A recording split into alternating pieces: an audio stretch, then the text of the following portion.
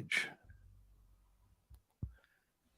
Ask the Podcast Coach for March 4th, 2023. Let's get ready to podcast. There it is. It's that music that means it's Saturday morning. It's time. It is time. Yes, it's time for Ask the Podcast Coach, where you get your podcast questions answered live. I'm Dave Jackson from the School of Podcasting.com, and joining me right over there is the one and only Jim Cullison from theaverageguy.tv. Jim, how's it going, buddy? Greetings, Dave. Happy Saturday morning to you. We were sitting there chatting with each other, just having a good time. You're like, hey, we should probably get started.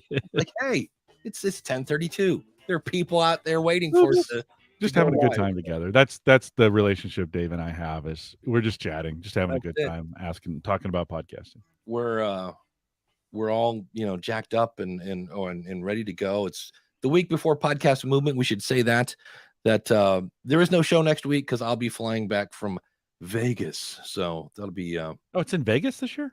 It's in Vegas. Yeah, this is Podcast Movement Evolutions. I thought that was LA, but then did they move it? Well, I'm flying into Vegas. That could be a problem. No, I thought it was always in LA, but they move it around like the other ones around? It's West Coast maybe. I'm not sure, but I know this one's in Vegas. What's weird is it's being sponsored partly by Spotify, who is having an event in Los Angeles. Oh, all right. During Podcast Movement. I'm like, big company. They can't. Big company with big pockets, apparently. But it is about that time. Are you ready for there it is. Everyone together. That's right. That awesome coffee pour is brought to you by our good friend Mark. And Mark who? Well, that is Mark DeCote over at podcastbranding.co. If you're watching the video, you can see all of his awesome artwork. There goes Podcast Rodeo Show. I know that show. Scrolling on by. Mark is an award-winning graphic artist, and he's also a podcaster. And I cannot stress enough how important that is if you've never worked with somebody who doesn't have a clue what a podcast is. And here's something you're not going to get from Fiverr. Mark is going to sit down with you and kind of listen to your show and figure out what is the vibe of your show, because you want your brand to reflect you and kind of what you're going for. I was listening to a member of the School of Podcasting yesterday, and she does a show for nutrition and primarily menopause. And boy, just when she got her music together, I was like, oh, I see the vibe you're going for. And you want your artwork to reflect the vibe of your show. You don't want it to be loud and obnoxious if you're all tame and stuff. So check out Mark over at podcastbranding.co. Take me home. So delicious. Big thanks to our friend Dan Lefebvre, based on a true story podcast, based on truestorypodcast.com. I was out on a site checking it out, and his slogan, the podcast that compares Hollywood to history. So if you're looking for a pretty cool. This week they're covering, he's doing these short little miniseries things where he's covering 3 movies that happened this week in history: Waco, The Crucible, and Seabiscuit. So if you want to check that out, those are available. Episode 232. Dan, thanks for your sponsorship. Appreciate it. We'll be drinking the mug all day. And meanwhile, behind the scenes, I'm trying to figure out how to start my own Twitter space, which is weird. I'm in Twitter Spaces. I'm searching for, you think it would be under like my name or my title. And it's very weird. I should, this is the things you should maybe practice. Yeah, maybe before the show. But I thought, hey, it's me. Maybe if I click on my name. Well, while you're setting that up, Patrick Keller said in the chat, that'd be a great episode. Dave shows up in the wrong city. That would be fun. I went to Vegas, and it was actually LA. The good news is that would be recoverable. You could, it's an easy flight from Vegas to LA. Yeah. Just put my thumb out and just David, I said, could someone please confirm for me? I think I've sent Dave into a tailspin. So he says Evolutions is in Vegas and Movement is in Denver. Yeah, that's going to be fun. Denver, because the whole thing about when you go to Denver is you just have to start worrying about breathing because of the elevation. It's not that bad. That's me. I was like, I remember when I got there, I went to do training there, and they're like, well, be sure that you drink lots of water and blah, blah, blah. It Yeah. really made me feel like I was just going to drop any time now. And it was like, nope, it wasn't that big a deal. So I may look into August. That's a drive for me. So, that's an easy drive. We do Denver all the time. And it'd be kind of fun to go in and do some other things while I'm there. August, I'd rather it be like February so we could go skiing, but ooh, apparently that's not the case. Now we're I don't know if I'm ever going to ski again. well, you know what, Yeah, when I hurt myself now, it's forever. yeah, it is. It hurts. I don't know what happened on my Twitter space. It's honestly not in here. I've looked. Oh, up, that's okay. so we don't need it. That's We've got an awesome chat room, and we haven't done one of these in a while. So, And now it's time for a Power Rant. I did this on YouTube this week. Please quit calling your YouTube channel a podcast. I know that YouTube But music. it could be though. I mean, it could if it could be, it but could be a podcast. here's the solution. Because it's one thing to be a curmudgeon and go, if it can be Apple, right? Okay, got it. Just call it a show. It's a show. Yeah. If you call it a show, welcome to the show. You can say that on YouTube. You can say it in a podcast. You can say it in smoke signals, whatever you're doing, AM radio, whatever, But I just saw a guy that said I'm doing a YouTube podcast, and I was like, it's not a YouTube podcast, it's a YouTube channel. Nothing wrong with that. Enjoy your content, just quit confusing the audience. And so what's going to happen when YouTube enables podcasting on their platform? And well, that is true. Here's the thing that's fun. That is going to make things fun. Here's what I don't get. Number one, I found out this week I've had access to YouTube Music because I'm a YouTube premium person, and I've never used YouTube Music. And I guess one of the cool things about being a YouTube premium subscriber and having YouTube Music is it's ad free.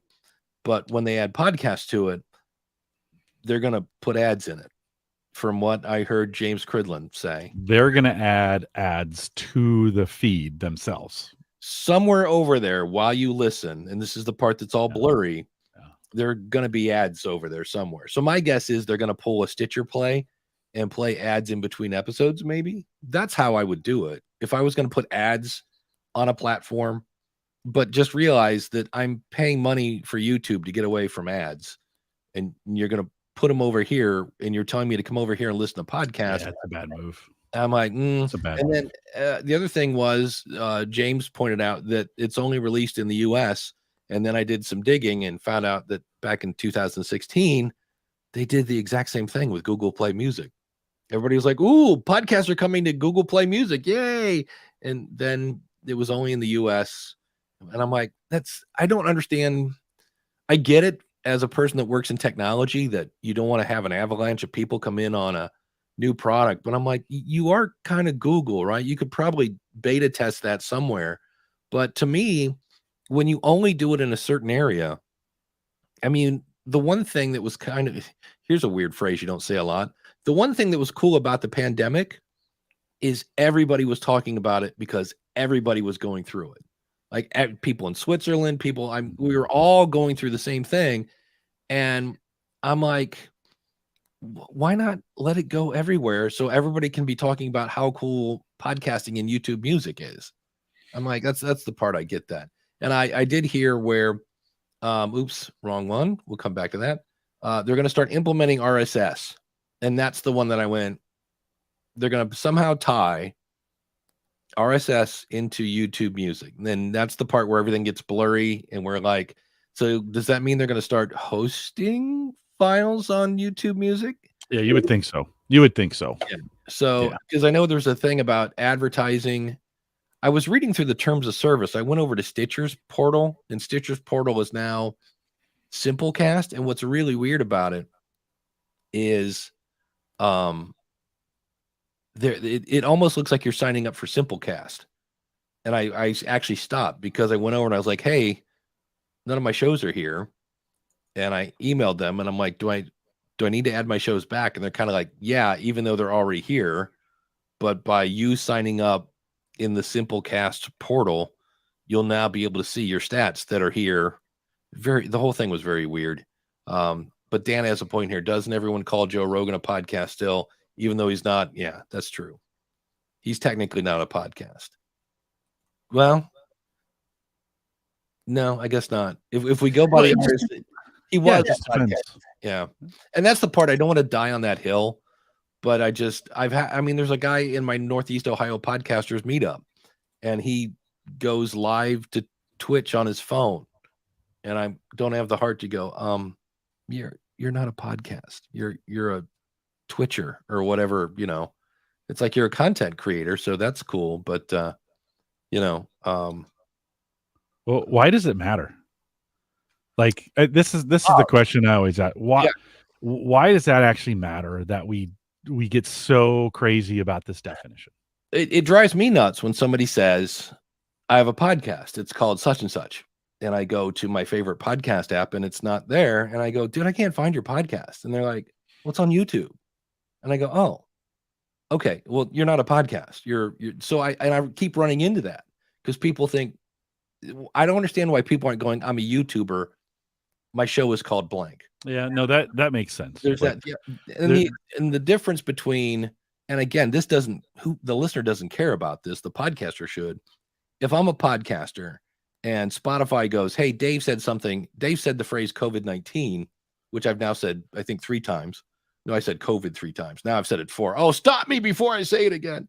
But let's say Spotify puts a little blue stripe on me and eventually kicks me off Spotify. If I'm a podcaster, I'm still in business, right? You can listen to me on Apple and Overcast and I'm not done. It's not because it's decentralized. If YouTube doesn't like me and they kick me off, I'm out of business. I got to go to Rumble or get my own Vimeo channel or something like that. Now, does the listener care about that stuff? No. But I'm just telling people like that is something you might want to think about as, people like, I forget the one name of the company that is going through Barometer is scanning and doing transcripts of your content so they can give you a label like you are brand safe.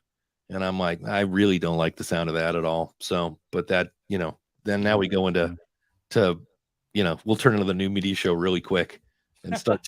So yeah, speaking of the new media show, let me bring up this tip. Did I miss anything fun? In the of course, the chat is always fun. I think we're good. Yeah, DR just called you a podcast fundamentalist.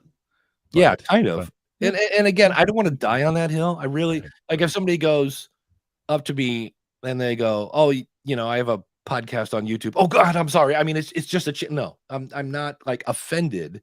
I'm just saying we're making the waters muddy and like call yourself a YouTuber if you're a YouTuber. But that always happens in these kinds of technologies, right? When we get, they start to mature and then they start to expand and then other people come in and, you can't always control the meaning of the word in that sense. And you have to ask yourself the question, in some cases, why does it even matter? Yeah. Like, who cares? Like, let them call it what they want to call it. If they're being successful, awesome. If they're not, it doesn't matter. We don't have to be the podcast name police. You're not a podcast. Exactly. Give me your pull it over, buddy. Pull it over. Yeah. Yeah. I mean, if you think about it, a radio show and a television show are both a broadcast. So, the radio guy could run in and go, you're not really a broadcast, or a TV guy, that whole 9 yards. So, yeah. Craig says, this is about as fun as Leo Port trying to change the word to netcast. Yeah, he gave up on that, by the way. In a very public way. I mean, this is one of those things he could have just quietly, in the beginning of the Twitch shows, it says, it used to say netcasts you love from people you trust, right? And then one day it just changed to podcasts you love. He talked about that openly on his podcast and said, yeah, I'm giving up. I thought, 10 years ago when we started doing this, I thought netcasts would be, we at Gallup call them webcasts, and I haven't changed that name to podcast yet. But no, actually, no one's ever said it's not a webcast to me. It just doesn't matter that much. Steven says audio first equals podcaster, video first equals YouTuber. Not true. Yeah, Dan says, hey, hold on. And this is what I say in my YouTube channel. There have been video podcasts since 2005. And if you don't believe me, go to askaninja.com. That guy was so popular, that show ended up on Netflix. And then this thing came along called YouTube and stole a lot of podcasting growth and thunder back in the day. Wait a minute. If your podcast is on Netflix, is it a podcast? Now, that's how I ended my YouTube channel or video. I said, in the end, we're all content creators. Again, going back to let's just call it a show. Right. That's a good call. Yeah. But speaking of Todd and Rob over at the new media show, I've been having a lot of conversations with Alex from Podmatch, and he was on, I guess, last week, and he had this because he and I were talking about the churn of podcasting. And what I mean by that is somebody shows, we always talk about some people don't make it past episode 7. And we're like, why is that? And I said things like, well, I think a lot of it is really out of line expectations. I'm going to start this. I'm going to be famous. I'm going to be rich. So anyway, Alex said this on the new media show. And I was like, oh, we should probably bring that up here. I had a comment there. I talked to Jordan Harbinger recently and just asked him, it was like a live thing. And I was just like, hey man, like if you were to start a podcast today and you don't have any reputation, any name, what would you do? And his number one piece of advice I thought was gold. And he said, keep it a hobby as long as you possibly can. There you go. And he said, if you start off saying this is a business, you're going to get burnout faster than if you just enjoy the craft that you're doing. Yeah. And I think that that's gold advice. And people quit so fast because they're like, I'm supposed to make money with this. It's not making money. I'm out of here. Or I'm supposed to get famous. I'm not famous yet, so I'm out of here. And I found that time and time again. So, again, I just agree with that. To me, I actually almost did a video last week until somebody poked the bear with YouTube, and I was like, I got me. My inner curmudgeon came out. But I was going to do a video on pod fading, but I love that advice. Like, I do see. Well, I see this a lot again on YouTube. On the YouTubes, I see where, especially if you're getting popular and people that are like, wow, lots and lots and lots of downloads, that eventually I will see the video. There was one from a guy that I really liked, and he it's one of those where he's walking in the park. It's not the high, polished thing. He's like, we need to sit down and talk. And it was basically, he was getting crispy. He was really getting crispy. And he's like, I'm going to back off for a little bit. I'm okay, but I need to take a break. And I remember there was that one, it was a girl who, like, from the age of 6 wanted to be a YouTuber. And by like 13, she was like millions of downloads. And by 16, she was starting to lose her mind because all she thought about was watch time and algorithm and blah, blah, blah. And I was like, so I love the advice of just, if you don't have to make money with your podcast, and B, just if you want to treat it like a hobby, again, the podcast police are not going to come up and woo, hey, where's your license? I see where you've missed an episode last week. I'm sorry. That's according to bylaw 6.5 paragraph C. You're not allowed to skip weeks because the world will stop listening to you immediately. And so, I mean, Jim, you kind of treat your show like as a hobby at this point. Oh, for sure. Yeah. Home Gadget Geeks is a giant hobby. And I've gone, back and forth about whether I want to keep it. We're 564 episodes this week. And, you kind of go, do I want to keep doing it? And I finally just kind of decided, it's just a ton of fun. And it gives me an opportunity to hang out with my friends. And so, at my age, I need all the friends I can get at this point. So you just kind of, enjoy it, doing it. It's just, if you take a week off, you take a week off. I think Clay had said, it took him 5 years. Sure, we'll bring that up on screen. So he says, it took me 5 years of hobby podcasting to make it a business. Just because it's a hobby doesn't mean it can't sound and look professional. Well, yeah. And that's true, but it doesn't have to. Like, you can do whatever you want. If you want to goof around, if you want, we make fun of what's 2 guys and a brain, some of those, if you want to make fart jokes or if you want to get a little inebriated in podcast, you can still do all that, right? You can do it. Your listeners, you may or may not be popular. You may be wildly popular. You never know. Yeah, and Patrick has a point here. He says, we need a new name for hobby podcast. I know some people get offended when you say hobby podcast because they go too far left. They think Wayne's World you know, 3 guys, 1 brain. And there are people, I mean, I know guys that play the guitar that have no plans of ever doing anything public. They just like playing the guitar. And then there are people like me that for years played in bars every weekend, but that wasn't my profession. It was a hobby. It was something I love to do. And so that's when I say hobby, that's what I say. I'm like, look, if you want to make money with it, fine. You're trying to create great content, you know, but like to me, the ultimate hobby podcast is building a better Dave. I could care less if anybody listens to that show. It's me spewing nonsense into the ether. If you listen, great. If you don't, you don't. And so Do we even have to say that? Do we have to call it a hobby or professional? Can we just say it's a podcast? yeah. Like why do we even need to break that? Why do we need, because you know what it sounds like? It sounds like we're making excuses. That's what it sounds like. Like, oh no, that's just my hobby podcast, right? And I think that's what some people take offense to. That's a good point. Right. You know, and so you know, it's just your podcast. Just call it a podcast. Patrick has a great point. Some hobby podcasts sound better than professional. No, I remember when I understand now why, but when Amy Schumer's podcast came out, it was like her and a friend and a dude, and it sounded like it was recorded in a giant glass box.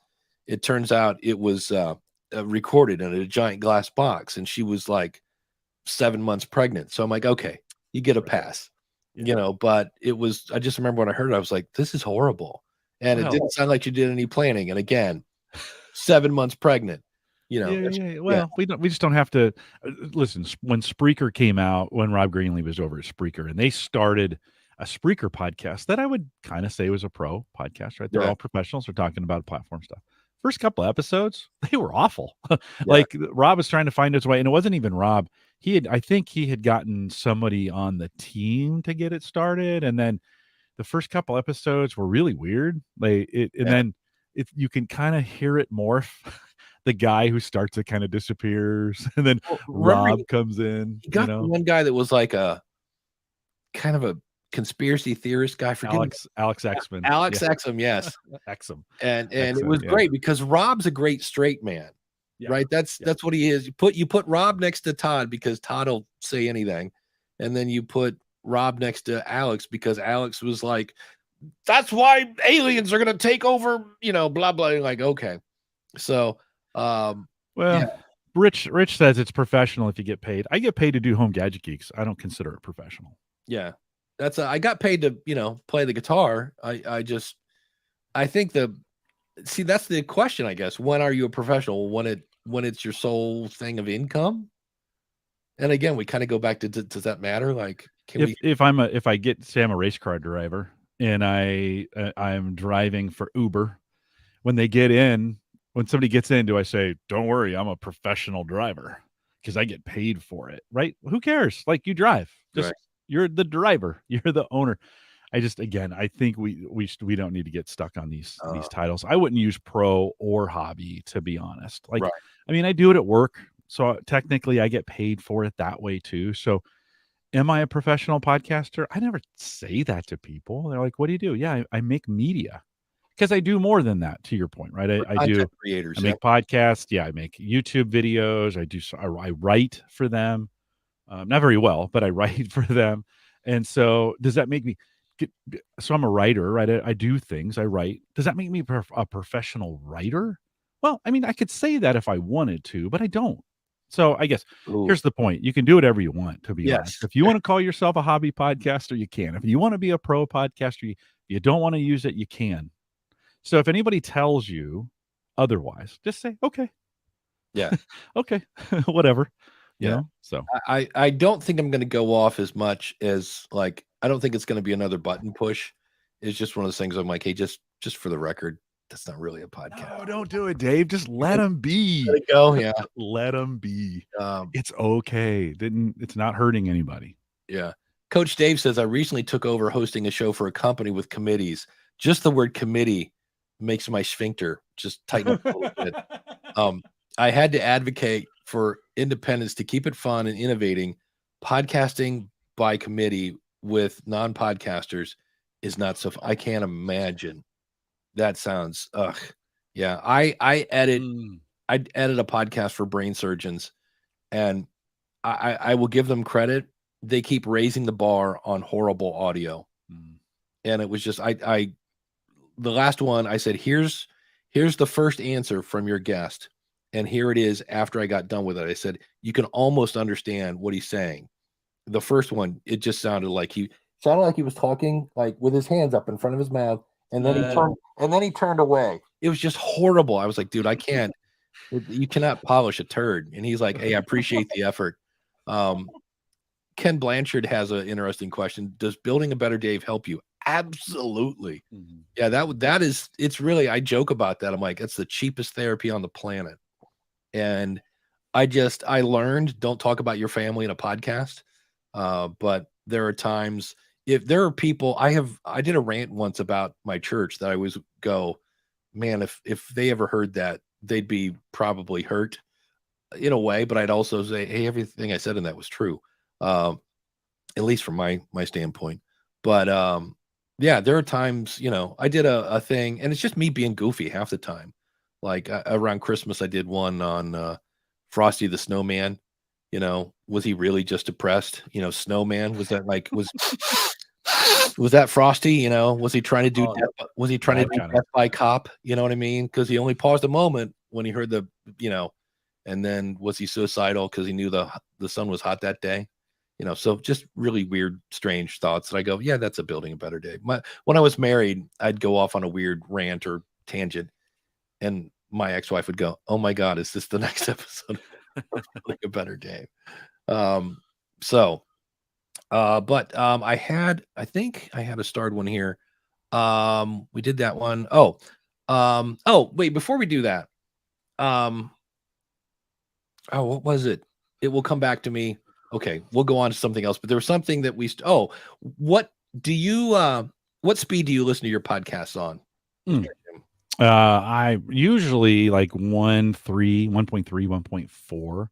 Sometimes I can't take the hosts at those speeds, just to be honest. Like they already talk fast. All right. So I got to dial it down. But generally like 1.3, 1.4 is kind of where I go. Because I have the same thing. I love Colin and the other guy from Podcraft, and the second guy, I want to say Michael, but that doesn't sound right. The second guy especially has super, and it's awesome, by the way, a super Scottish accent, and I have to slow down to catch him. It's so cool. Yeah, I see everybody in the chat 1.2, 1.25, because Adam Curry is making a point. He's doing, my YouTube is Adam Curry's fast casting, I think he's what he's calling it. And he's like, why are we all listening at 1.5, 1.7? And he said, people are saying, yeah, Dave's like 1.8. Tim says 1.5 of them editing, normally 1.0. And he said, and this would be me. I'm like, hey, I'm trying to listen to as many podcasts as I can.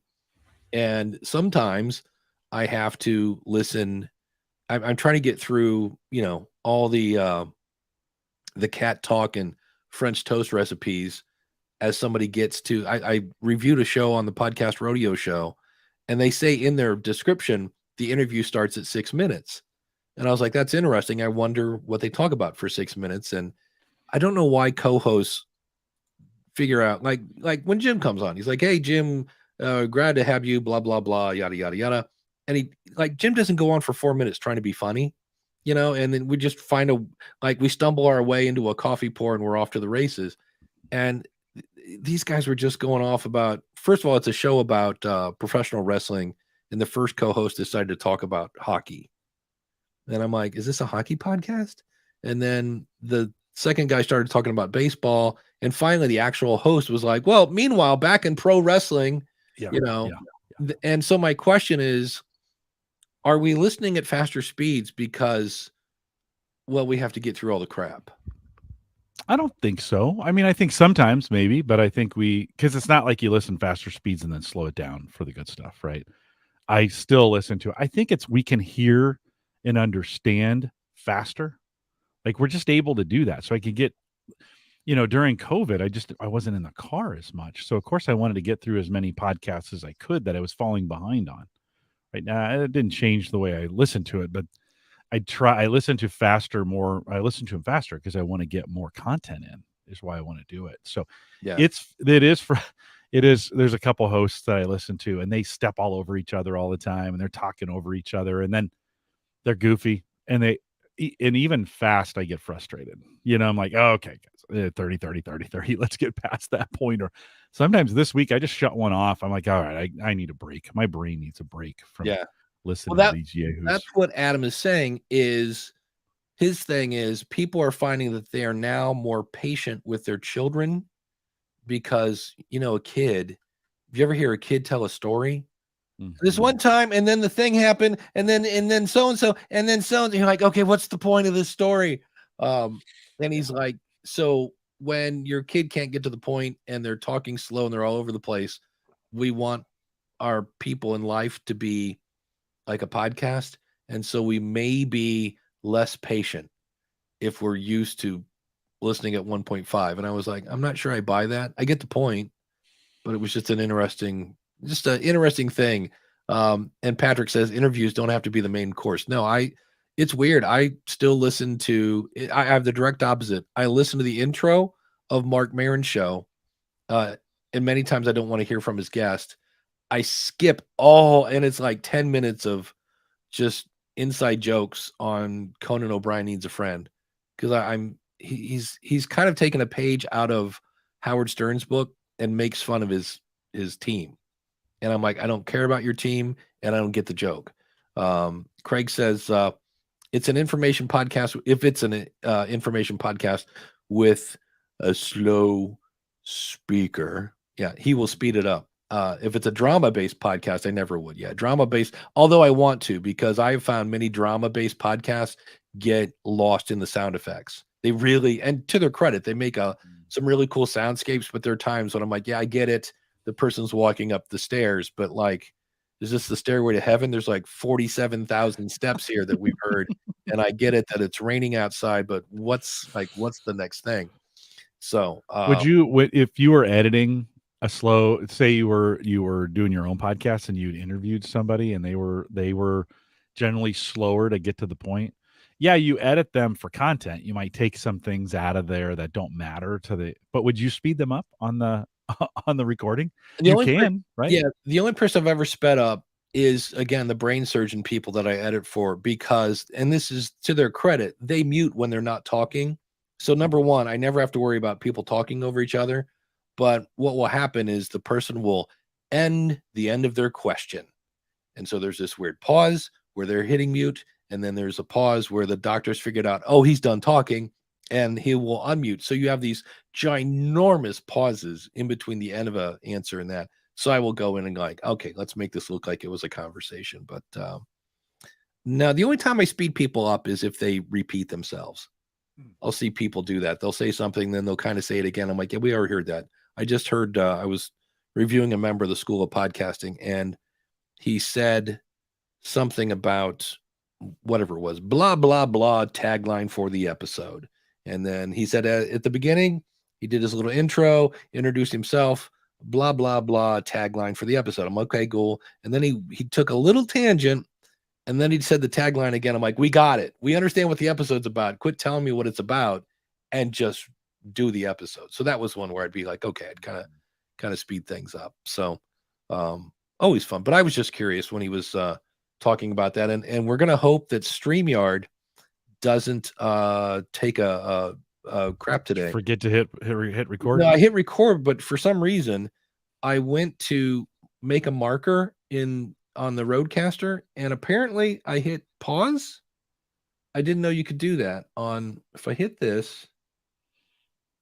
I don't know. I guess I hit the wrong button. Interesting. Yeah.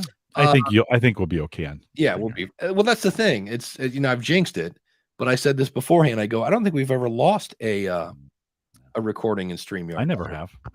Yeah. We've done thousands. Yeah. Ken brings up a good point. He's going back to building a better day, but we can treat this like a new question. If you are super transparent in your show, could that hurt your brand? Yeah. Or do you not promote it? Well, number one, I don't promote building a better Dave. It's not that there's anything that risky or weird over there. I've told the story before. I'll make it quick.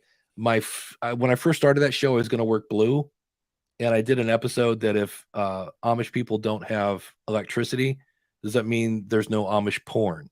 And then I had all sorts of double entendre, Zebediah, plow my bean field kind of stuff. And I had 3 people come out of like one guy was a Cleveland Brown. It was the weirdest call ever. And he's like, hey, I listened to your show. And he's like, I also listen to the School of Podcasting. Like, this isn't you. Like, why are you doing this? He goes, it's weird. And I was like, oh, okay. Because number one, it was weird to have a Cleveland Brown call you. And I'm like a football player? Like an actual professional football. I should know his name, but this was, oh, nice. Well, years ago. But you put that on your resume when you're saying, Hall of Famer and NFL. Yeah. NFL players listen to my show.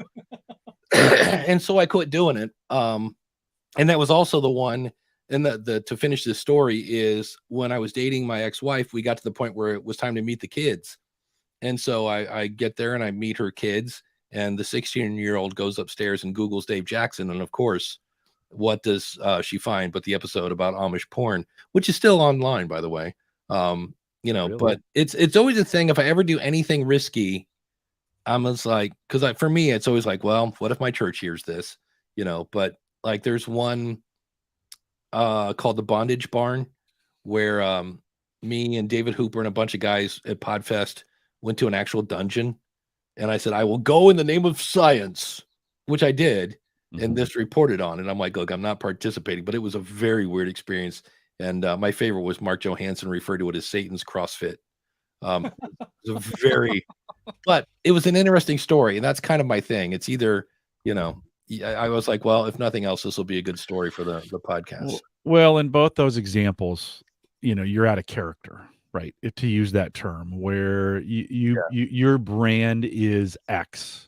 And then your brand became triple X, right? Yeah. And that was out of character, right? Yeah. That was like, oh yeah. And listen, we do, especially the longer we podcast, we gather a group around us who are very used to the consistent content that we create, whether it's goofy or serious or whatever, right? I mean, if you're consistent in your podcast methodology and the way you do it, you'll gather a group of people who want and listen to it because they like it, right?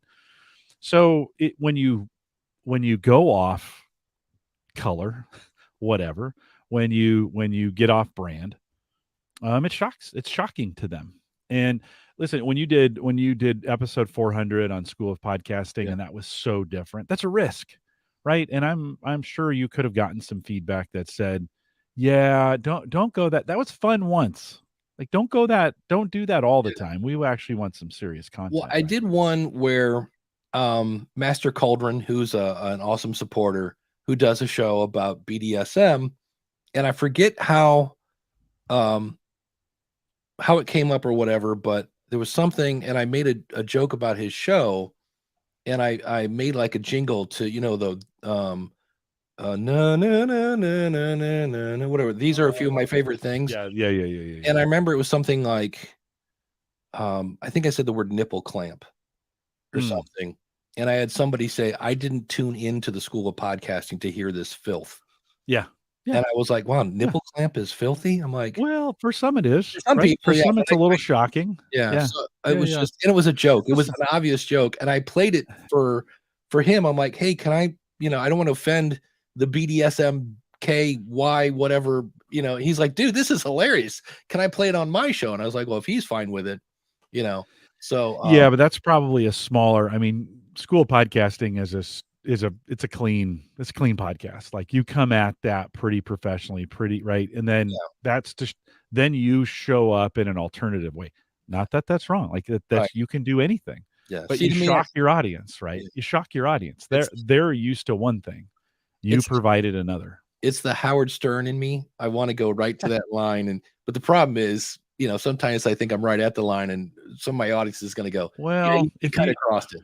If you regularly went to the line, like every show, like Howard goes to every show, he goes to the line. If you regularly did that, then those listeners who don't like that would leave, and you wouldn't get that negative feedback. I lost right? one. Yeah, I remember.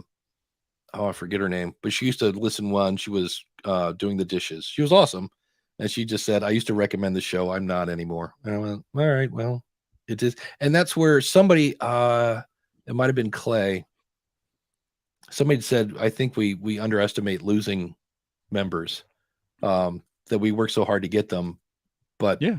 on the other hand, it's, Patrick says, that's probably why I never enjoyed listening to the Podcast Rodeo Show. I like the Nike Dave. Yeah. The one that just I've never listened. Listen, I've never listened to the Podcast Rodeo Show. I can't. That doesn't work for me. It makes me very uncomfortable. So yet I show up with you every Saturday because the Podcast Rodeo brand, Dave, is different than Ask the Podcast Coach brand. I try to be nicer, Dave. The last one I just did, because it was pretty bad. I kind of went, should I have taken a second? But yeah, that's just, that whole show is just weird. Anyway, Ken Blanchard said out of character is excellent. Yeah. Clay says, when I've released some content outside of my niche, I do it as a bonus episode. There you go. That way you're not. You should also warn, if you're going to if you're going to add some color to it like that way, you should probably say, hey, this episode contains some content that may not be appropriate for everyone. I just want to warn you up front. And I think sometimes and again, you can do anything you want in this space. Yeah. What we're talking about is the consequences of the things that you do. That's it. So don't be surprised if you do something and you're like, oh, I'm just doing my art, man. You say that a lot better than I do. It's my art, man. Come on. It's just my art. Yeah. You can do your art. Just don't be surprised when it, when it does something. And I think DR made a comment a second ago, like, you got to take some chances. You're going to offend someone. I think there's a difference between offending someone and offending most of your audience. Yeah. Right. And you can do that. I think I've told this story, but I was in Bible college. I went to a Christian liberal arts school, and I got up on the platform. I said, so this is a whole bunch of like missionaries and like, it's a pretty conservative audience. And I get up there, this is the 90s, and I say, sometimes this world really sucks. Oh boy. Right. I was from California. We said that all the time. Yeah. I didn't think that was, so the dean came to me and said, you shouldn't have said that. And I said, say what? No, I thought he was talking about the message. And he's like, no, the S word. And I was like, oh, did I say from the platform? Right. I'm racking my brain. And finally he couldn't even say the word. He mouthed it to me. Well, in our buddy Daniel J. Lewis in his last episode will not say the name of Mark Maron's show, even though it's just 3 letters. Yeah, right. So I'll say it. It's WTF. And in Daniel's world, excuse me, it's still, because it's an abbreviation of a swear word. He's like, nope, not even going to go there. And that's perfectly fine. You're allowed, again, it's your show. Do and talk however you want. Yeah. Well, in some cases, when I said that word, right? Yeah. In some audiences, that would have no effect. Most of the students would be fine, but most of the audience there was not most of the students. It was a whole bunch of others. And his wise words to me were, Jim, you really need to make sure when you're talking, you understand your audience. He used the word exegete, which is a word we use to really pull apart and understand and get the context of. And so I think sometimes that can be, we feel like, well, I'm just going to say this. And it's like, well, then you're just going to face the consequences. That's it. So good luck. Yeah. I once from the pulpit was talking about, there's a story of a dude in the Bible that was going around beating people with a jawbone, and I will say donkey. Samson. Yes. Yeah. Samson was doing this, right? And in the Bible, it says ass. Mm-hmm. And I'm like, so I can't believe this guy. And I said the phrase piece of ass in church because I could. Yeah. But you shouldn't have. And people were like, yeah. And I'm like, oh, come on. It's true. So that's the kind of stuff that I'm like, get it? See? And then they're like, yeah. Then you could have said, well, now you're more worried that I said that than that people are in anyway. So yeah, always fun. So we have 4 questions on deck here, but before we do those, I am going to, he said, maybe. Hey, can I get a coffee while you're setting that up? Get a coffee. Can you play as soon as I find the right, there we go. That is awesome. And while you're, I think this is it. Yeah, there we go. Of course, our fun, awesome supporter music. The awesome supporter, according to the woman in the tube this morning, is the one and only Glenn Hebert from the Horse Radio Network. If you like horsies, go check out Glenn at horseradionetwork.com. So, Glenn, thanks for being an awesome supporter. If you'd like to be an awesome supporter, go over to askthepodcastcoach.com/support. And if you Ask the Podcast Coach runs on Podpage, as does the Podcast Rodeo Show, Podcast Consultant, and many others. If you want to try Podpage, use my affiliate link, trypodpage.com, and check it out. And if you just need more Jim Collison in your life, go over to the averageguy.tv and check out Home Gadget Geeks. And if you're looking to start a podcast, I'm in the middle right now of moving the school of podcasting. I am so excited and yet so tired. Man, it takes a lot of time because I'm redoing the course area and I'm redoing the community is going to be tied together. It's going to be great fun. If you're ready to start, schoolofpodcasting.com. Use the coupon code COACH after 1 o'clock today, and you will receive 20% off because my new system doesn't allow me to have 3-letter coupons anymore. So when I put in ask as the coupon, it's like, no, you can't do that. So if you'd like to be an awesome supporter, go over to askthepodcastcoach.com/support. We lost an awesome supporter, which I understand. It's interesting because in Patreon, they let you go through and see, like, why did you leave? And everybody has the same answer, and that is my financial situation has changed. And I'm like, which means you have room for another one now, right? If somebody else wanted to jump in there. And, somebody wants to jump in. Well, There you go. Here's a fun one. I would like to hear what her answer is to this. DR is asking any ideas on promo ideas for a new podcast. If you go over to schoolofpodcasting.com and search for 33, I think I have an episode on 33 ways. I mean, some of them are like easy and you don't realize how many people, like one is make sure you have in your signature of your email a link to your website. And I remember once I put a trackable link in that. And I was amazed at how many people, like, either they're emailing me or I'm emailing them or whatever. They're like, who is this guy? Click, So, I mean, that's one. We could go through the laundry list, right? Social media, even though that's not really, that's a trickle when it's working. Be on other shows. Go to where your audience is. Make friends with them. Tell them about your show. Business cards. I don't know, Jim, what am I missing? Guess, but two really effective that I think are explosive growth. One is just get lucky. Like that's it.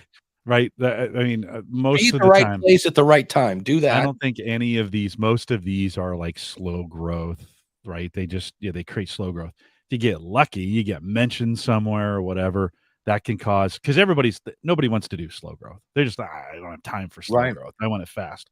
The other one is paid advertising. Like if you want to, if you want to get lucky, you got to pay for it. So find some places where that will advertise for you and a place where it'll be effective on the podcast. No guarantees on that, by the way. I mean, you have to have a compelling offer. You have to have great ads, Yeah. I just listened to the Buzzcast and they interviewed a guy and he said he was getting 5,000 downloads. Now I don't know how much this would cost, but he bought 50,000 impressions. So my guess is that was a lot.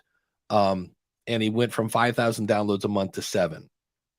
Yeah. So, it's a growth, but I don't know how much that was. And he's not even monetizing. He's just trying to do step 1, grow an audience. And so for him, he's like, well, go back to the old movie example, right? That's what the movies do. They try to make the best content they can. They spend a bunch of money on promotion and hope that the people that find the movie go tell their friends. So, yeah. And then she had another question. A friend is running for our local council. She talked to me about doing a podcast. Is there an equal time in podcasting? I have no idea. As there is in broadcast or TV radio, I don't believe so, because it's not over the public airwaves. You have to pay to get a podcast. And you're like, really? I thought they're all free. You paid for the internet. You don't pay Like there's the airwaves. I could put up an antenna right now and pick up the TV. It's a really good question, though. I'm wondering Yeah. in some advertising space, of course, advertising on television is controlled by the FTC here in the United States, FTC, Right. and they have certain regulations for that. Radio is under the same. I don't think podcast advertising is yet governed by that same system. I don't know. It's a good It's question. interesting because it is that you have to disclose if you're getting, like, if a guest is paying you to be on your show, that has to be disclosed. But yeah, that's it. FCC. Sorry, that was my mistake. FCC. yeah. That's correct. David corrected me on that one. That's good. Yeah. Yeah. I don't know. You'd have to look into that. I would think, man, local politics on a podcast. That is, talk about niching down and trying to find out where those ads would go to make that kind of work. I mean, ads don't. Yeah, that'd be tough. That'd be tricky. That may be more work than it's worth, just to be honest. But I would definitely do Something it. to look into.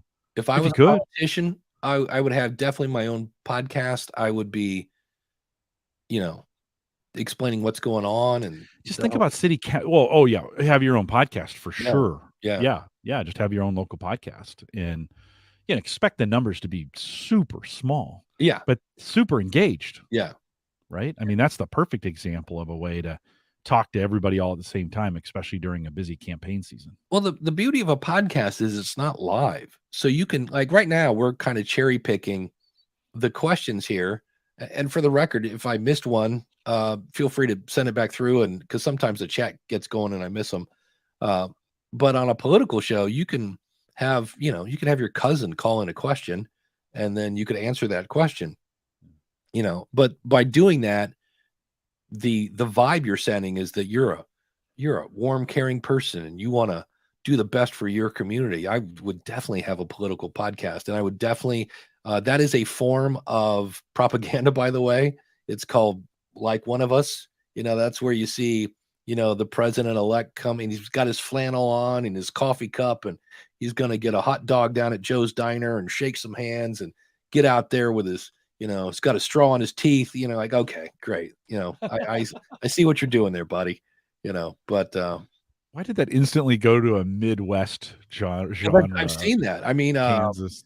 I remember Obama eating the ice cream. I'm like, he's doing the ice cream thing. I know that move, and Bill Clinton, like, I'll take a hot dog. That'd be great. Yeah. My favorite Obama meme is when he's sitting down and he's got a cookie, and he tries to dip the cookie in the milk, but the cookie's too big, and it just gets stuck on the top of the glass, and he goes bong, and he goes, "Thanks, Obama." Nice. And New Age Human says, any advice on creating a show series under one podcast with their own subject matter? I'm not quite sure I understand the question. Creating a different show under one podcast. Okay. There was one that I listened to. Number one, I would put them in series. That would actually be a decent example of when do I use series. I just know I was upset because the second season was about a Cleveland radio station and the history of it. And they hadn't changed their artwork to reflect the new season. And so I listened to it, I hit play, and I'm ready. I'm stoked to hear this because I love this. If you ever hear me talk about Home of the Buzzard, yeah, it was the history of the Buzzard. And I hit play, and it's the history of a amusement park. And I was like, what? I'm like, no good darn tootin', you tricked me, right? And because I didn't understand that every series was different. So I would definitely say, let your audience know that, hey, this series is on thing. I talked earlier about Podcraft. They do that. This series, we're going to talk about microphones. Next series, we're going to talk about blah, blah, blah. So Colin and his co-host, who I still cannot remember. Jim, any other ideas on I would make sure that the different series, all like his with Podcraft, they're all about podcasting. But I wouldn't like, hey, series one is about, I'll give you an example. The first, everybody talks about Serial. That was a true crime show. And the second one was about some soldier dude that went AWOL. And while it was an interesting story, it wasn't true crime, kind of, right? I just know that everybody was like, this is not as good. So you have to be careful, but if you're going to keep it all in the same feed, you there's a lot of problems with that, and it can work.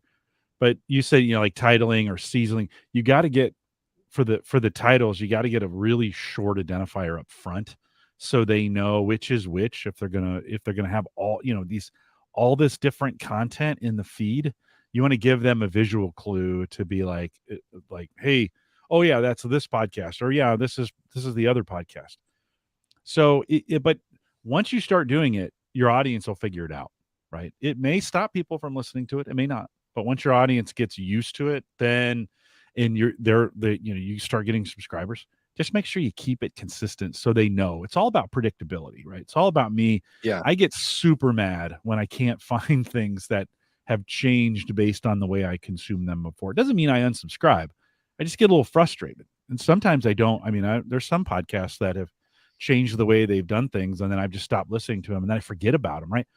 The whole concept of brand is to keep you in front of your customer, top of mind at all times, right? That's the whole idea of brand. If they think about something, they think about you in that.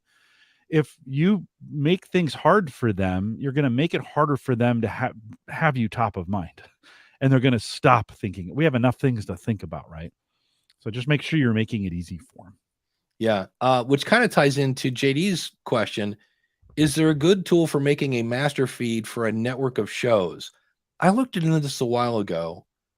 There are tools out there. I can't think of them because I think in the end I went, because I was going to make one for all my podcasting shows.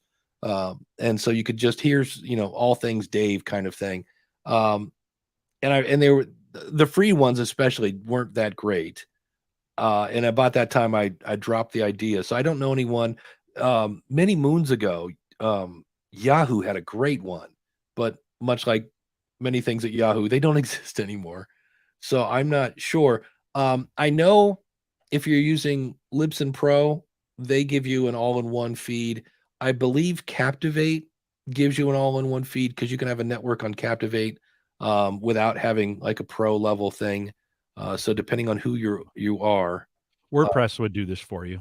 Like you can have a master WordPress feed, and then you can still have individual feeds that you submit different RSS feeds. So you'd have an RSS feed of them all. Some of the host providers do this as well. I think, who do I use that? I guess Spreaker does this as well. Spreaker has a master feed. That's everything based on the shows. And then, but WordPresses would be a great way to do it. Then you can also use either categories or channels with the, what's the name of the plugin? PowerPress. PowerPress. Thank you. And you could create sub feeds for those. So you could still have individuals and one master feed, and you could create a pretty cool website around it as well. So that may be the best, JD. That was JD's question, right? Yeah. That, I think WordPress may be the best way to get it done. And it's kind of designed for it. And I don't know about WordPress.com, the plugins for that, but I know if you definitely have your own WordPress instance. The only thing I hate about that is I don't trust WordPress enough to really put. No, I don't. All right. Okay. I mean, about every year and a half, I end up with the WordPress, and I just know if I didn't have WordFence protecting the school of podcasting, I'd be in a world of hurt because I get reports on a regular basis that, people in Bagakistan are trying to hack the school of podcasting. And I'm like, and they've blocked like 300 attempts and blah, blah, blah. And I'm like, So yeah, I know I'm in a minority, but I'm not.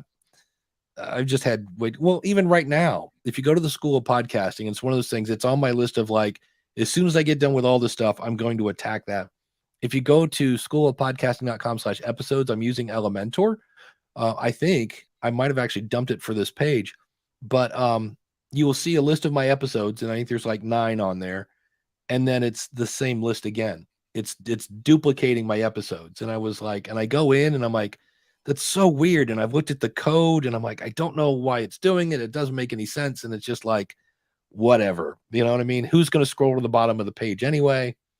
I'll leave it there. So that's just one where I'm like, WordPress. So can you do this on Podchaser? Like they are the Swiss Army knife of podcast tools.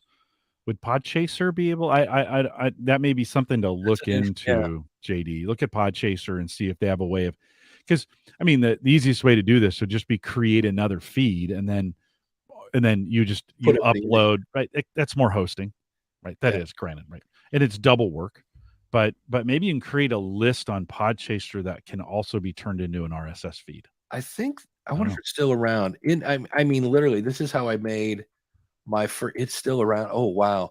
Everybody, if you want to see what websites looked like in 2005, go to feedforall.com. Holy cow, that's special right there. What it does is it's you literally, you're not hand coding your feed, but you're pretty doggone close to it. But because you basically have to upload that to something like, you could use bunny.net, which is a CDN. But yeah, this is what websites looked like in 2005. But it's a tool, and you basically put in, here's the title, here's the description, and it gives you that text file that is your feed, that gobbledygook. And so you could throw that on a CDN or whatever. And so if you had the direct link to all the MP3 files, in theory, you could fill that in and make your own. Because that's how we did it in 2005. We made our own RSS feeds and we liked it. Yeah.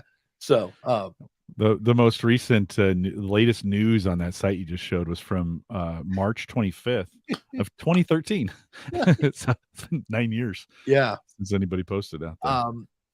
Going back to the whole political thing, it is. I met Jody at Podfest. So, hey, Jody. Said, good morning, folks. Hi, Chris. iHeart and easy for me to say. See, I should have Jody reading this because she does this for like a living. At SXM. Yes, Dave. Yeah, sorry, Jim. Do a ton of podcast advertising because she voices some of it. So I imagine it's part of the advertising budget that you'd be obligated to divulge.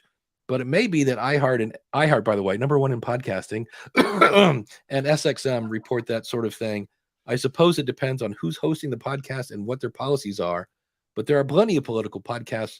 Yeah, there sure are. I just heard a report on one, and I actually, we say most promos stink. They don't make me want to listen. I listened to Podcast Bestie, which is a new podcast from somebody who's running a Substack. And they had a promo for Bad Watchdog, and it's a 6-part series. And I think that was the key, that it wasn't an ongoing podcast, but it was basically, and the part of me in the car, I'm like, do I really need to see more government corruption? Like, do I need more government corruption in my life? But that's basically what it was. It's called Bad Watchdog. And I was like, yeah, I might actually go listen to that. So yes, Jody's like, I remember those days when we would hand roll the RSS feed and you'd have one comma wrong and the whole thing would, or if we go back to Jim's nerd days, Jim, do you remember the phrase? Wait a minute. Hold on. Back to them? Yeah. Well, did I ever leave them? But do you remember the phrase bad syntax error? Oh, yeah. Oh, for sure. That was one of those like, hey, guess what? You typed something wrong. Yes. What is it? We're not going to tell you. You have no error codes. Or the days of Microsoft giving you error codes that meant nothing. You couldn't find out what they were. Right. XLM 4479 bad error. And you're like, okay, what is that? And then you have no idea. Oh, JD says, my client is on Spreaker and they just killed that feature. Now, the interesting thing is, and I'm going to email James Cridlin because he actually announced in Pod News, I woke up to this phrase and I was like, wait a minute, did I hear that right? Because I had to hear Spreaker is now free, claiming it's the first ever professional level podcast platform to be available at no cost. What does that mean to you, Jim? It means it's free, no cost. They were the first ever. That's what that means. Features like the unlimited storage and programmatic monetization, previously only available in a $250 a month at the enterprise package from iHeart, owned platform, meaning Spreaker, and are free for all podcast creators. The release describes existing free alternatives as mediocre, so they're poking Anchor here, and very basic, willing to a deep dive. We will link to a deep dive today in their platform from Sounds Profitable. I had Otter transcribe that because I'm like, did I miss something? Because if you go into effect, like it's not showing on their, I mean, I still see their $250 plan. Bingo, that's what I said. I'm like, did I miss something? Like, because it sure sounded like he said Spreaker is now free, claiming it's the first ever professional level podcast platform to be available at no cost. And I went over and I'm like, that's really odd because for a free platform, they have lots of pricing plans. Well, so maybe that just hasn't all gone in yet. Maybe that's just a press release out ahead of it. That's my guess. Because I'm like, usually, I don't usually have to fact check. So is this the first big change with iHeart now kind of in charge over there? Well, that was the thing, is he said they used to be number 3 in hosting or something like that, and they'd fallen a few spots. And I'm like, so when I hear a company is falling and they throw out the free lifeline, I'm like, that's not a good business model, kids. Like, well, but okay, this is the Spotify model because they're owned by iHeart, right? So iHeart's making the money. Like like in Spotify, they're making money off subscriptions and advertising, not hosting. And so that's the YouTube model. YouTube's doing just fine without having to charge people to host their videos, right? So this is the YouTube model, and I think they're gonna. We'll have to see, but in this kind of case, it looks like they're making that switch, which is good for me because I'm a corporate. Just full disclosure, I'm a corporate user of Spreaker. We went on Spreaker 10 years ago when we started podcasting at Gallup. Started using them. I got grandfathered into their best pricing plan, which was everything for free, and I've been using that at work, everything for free for the longest time. They've sent me a note 2 years ago. It said, hey, that's going to stop this thing in 2023, which back in 2021 during the pandemic seemed like forever ago. But in October, I'm supposed to switch over to their Anchorman or whatever the highest one is. And I budgeted for it. And I told, hey, we've been getting this for free for 10 years, but we're going to start paying for it. So if I read this right, I'm going to get that for free now. And that's the part I'm like, James just said this, but the website says this. And the thing because now all the Anchor people that have been saying, hey, where are the ads that you promised us? And there aren't any, are going to run over to Spreaker. And I have a bow. I mentioned this in my book, Profit from Your Podcast. You have a book? Proven Strategies to Turn Your Listeners into Livelihood. When I was using Voxer, which was owned by Spreaker, which is now owned by iHeart, which is owned by whoever. That's where I was getting paid the 0.00017 cents. So I was making a whopping $1.70 per 1,000 downloads. And I went, I can almost buy a Mountain Dew after that episode.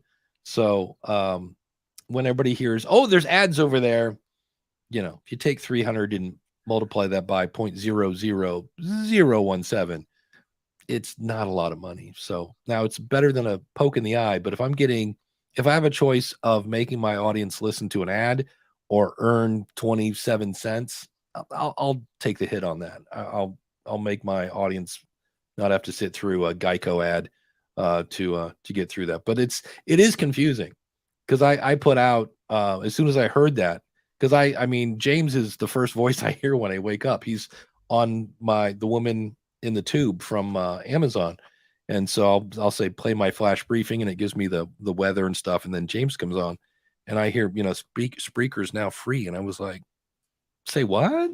And I get up and I was like, well, so I'll have to go read their press release because that's important to me now. I mean, I'd look like a hero if they went free and we kept the unlimited. And because I think we have 9 podcasts out there, 9 or 10, maybe more. I think maybe 12 now. And they're all active, and we have 4 million downloads out there. So yeah. JD says, hey, I'm on Spreaker as well, and they're certainly still charging me. They haven't sent any users any email about moving to free. But if I log out and look at the plans page, it still shows a low tier is free. And that's I'd kind of mentioned this to Todd Cochran, and he said it sounds like they're just moving, like they're still gonna have a paid plan, but maybe they're expanding what their free does.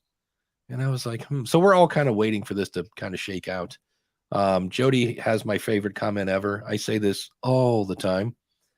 Make ads that sell your own stuff. That's why if you want to add, I really don't like having advertisers on the School of Podcasting because I make much more money selling my own stuff. And that's when Dan from Focusrite, he's like, I want to advertise on your show. I go, I am not cheap, because I said, I am not going to add your ad to my ad. Your ad is going to replace my ad for my stuff.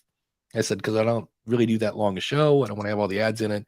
And so, but that is, there's a an email newsletter called The Tilt from the people at Content Marketing World. It's the guy, Joe Paluzzi, something like that. It's called The Tilt. And they did a survey of, I think it was 1,400 entrepreneurs. My mouth has decided not to work today. That's okay. We've been talking a lot. Close enough. Can I?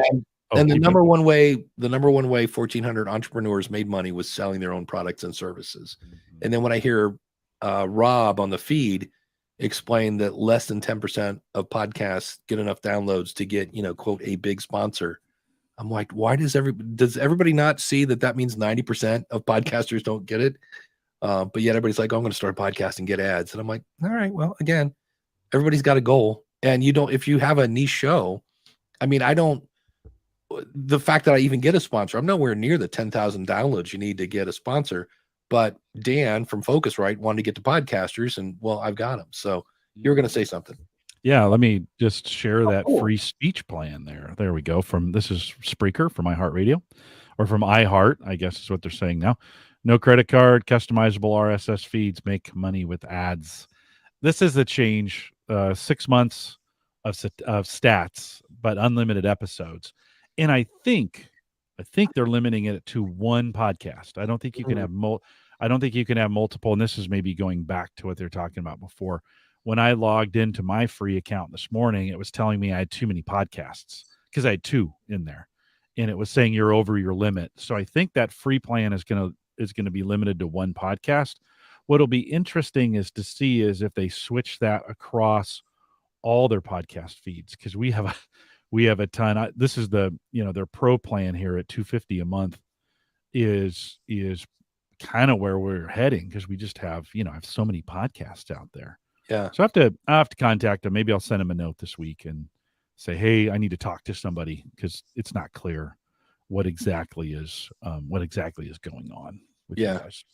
Yeah, I'm gonna send an email to James and just go, what? Can you expand on that a bit? Well, they may be rolling this out too. It's complicated to roll out all these changes and get all the timing right, and some of these kinds of things. I've been going through that this week at work. We have a big change happening as well, and getting all that communication out to customers who don't check their email, who don't pay attention, who come back all of a sudden one day, go, wait, what? I'm gone for 2 months and things change? Well, yeah, they do actually. Yeah, they do change. Yeah, that's we have a thing coming out from Libsyn that I just did the video for. That's coming out in probably a couple weeks, because I just said, hey, can we not roll that out while I'm at Podcast Movement? I'm like, that would be bad. So yeah, the in theory, Todd did a good job of this when they rolled out all the Podcasting 2.0 features into Blueberry. Is they had the documentation ready, because that makes no sense to go, hey, here's a new thing, hope you figure out how to use it, kind of thing. You got to have the documentation, but it is tricky to have everything lined up. So one other thing, if you hadn't heard, the new Infinite Dial came out from Edison Research. It's so weird. I need to contact Tom Webster. I wonder if he feels like an old football player, like, when the season starts again, because he was there for so long, and it's so weird to have somebody else besides Tom give this data. But after it, the familiarity, so there's 17% of the public that doesn't know what a podcast is, or have never heard the word podcast. So that's kind of interesting. But the listening one, I always tell people it's gone up pretty much every year. There was one in here, this one in 2013, where they changed the criteria of what a podcast was, and it took a dip there. But here you can see this was the pandemic, right? We took a big old, from 20 to 21, we were rising, but then when everybody went back to work, the listening went down to 38%, and now we're back up to 42, which is higher than 2021. So 120 million people. And that's one of those things where we go, can we all just pause and think about 120 million people listen to podcasts on a monthly basis? They have so more men are listening than women in 2023, but both have gone up. So that's good. Wow, that's interesting. Age 12 to 34. I guess that makes sense. Because when I see 12, I'm thinking kids, but I'm like, yeah, but that's a pretty wide range, actually, when you think about it. But weekly podcast listening up to 31%, 89 million people. So I always want to look at this slide of monthly. 42% have listened once a month. Or no, if we go to this, right? Isn't this the people, 64 million are listening, but why is that the case that only 31% are listening on a weekly basis? I'm like, that's a pretty big jump. But, maybe again, it goes into, which is one of the next slides here that I thought was cool. I remember when this slide was, people were listening to 7 podcasts a week. Well, first it was 6, then it was 7, and now we're up to U.S. weekly podcast listeners average 9 podcasts. And I believe that is meant to be episodes. We don't know if it's episodes of the same show. So if it's a daily show, things like that. But I just know that number has gone up. So, but they basically said, yeah, we're post-pandemic, so numbers are going up.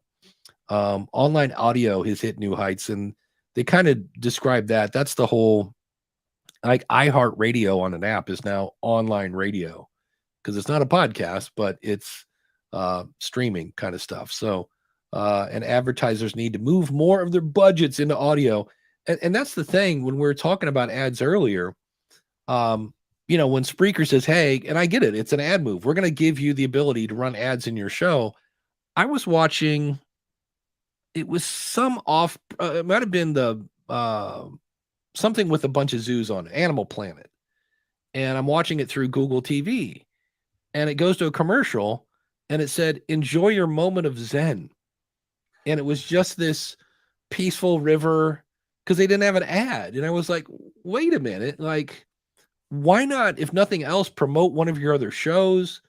It's just this whole thing of that takes a lot of work, though, to fill that with, because you don't want to get in that situation where you're showing one ad over and over and over and over and over again, right? Yeah. And so you got to get a bunch of ads, then you got to programmatically put them in to make that work. And building a good ad is hard. So, one good Zen, and that's goodwill, right?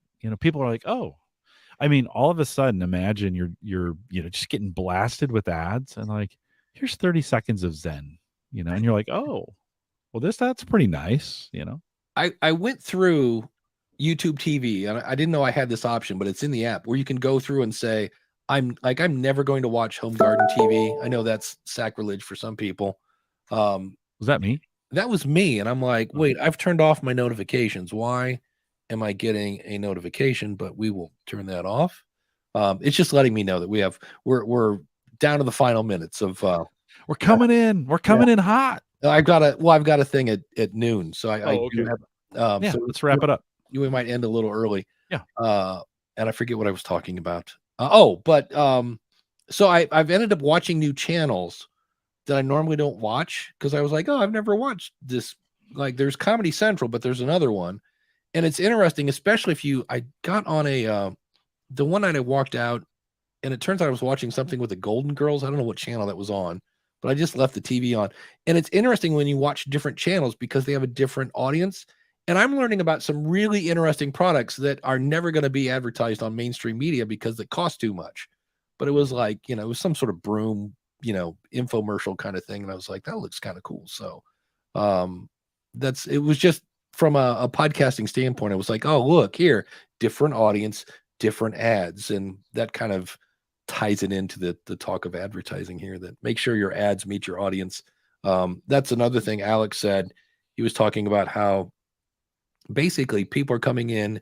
We kind of hint on burnout. People come into podcasting, they don't listen to podcasts about podcasting. Or here's the other thing I see that happens a lot. There are so many options, right? If you think about it, how should I record my interviews? Should I use Clean Feed or Riverside or Libsyn Connect or Squadcast? There's too many choices. So what do? They ask me, they ask David Hooper, they ask Matthew Passy, and they get like 15 different answers. And so what happens is people don't take any steps forward because they don't know which one it is. And I took a step and went with Podia for the School of Podcasting. 8 months later, I'm moving. Why? Because it, in the end, wasn't really the right choice. And I was like, yeah, so if you start using Riverside and it craps out on you, all right, don't use it anymore.